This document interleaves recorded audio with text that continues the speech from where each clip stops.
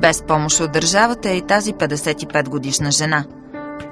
Анелия Господинова страда от рядката болест срингомиелия. Това е неврологично заболяване, при което в гръбначния и продълговатия мозък се образуват кухини. Процесите са необратими и водят до пълна инвалидизация. Тъй като самото заболяване е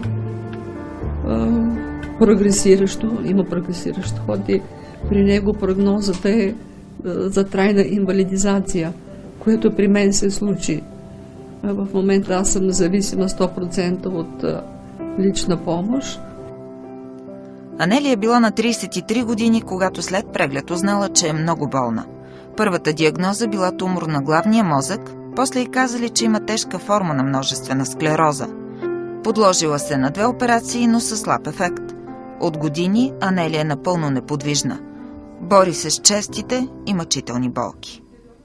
Болковите кризи са изключително мъчителни, с усещането, че си взимам дъх за последен път и не знае дали ще има след това. Да, действително, изключително тежки и драматични болкови кризи.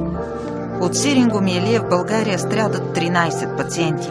Болестта я няма в наредбите, не подлежи на диспансерно наблюдение, не се лекува в болница, не се отпускат лекарства от здравната каса. Единствено лекарите от спешна помощ идват в дома на Анелия. Слава Богу, че до сега винаги са се отзовавали, но ако се наложи линейка да ме транспортира до болнично заведение, бих имала много големи проблеми в приемния кабинет, тъй като лекарят има пълно основание да не ме приеме, тъй като за моето заболяване няма клинична пътека. Болните са изчислили, че за болкоуспокояващите медикаменти трябват няколко хиляди лева. Нуждаят се от ежедневна рехабилитация и психологическа подкрепа.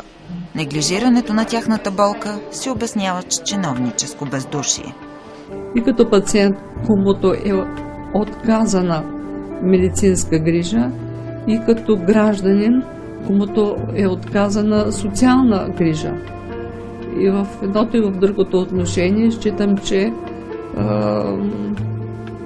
ангажимент на държавата към мен не е изпълнен.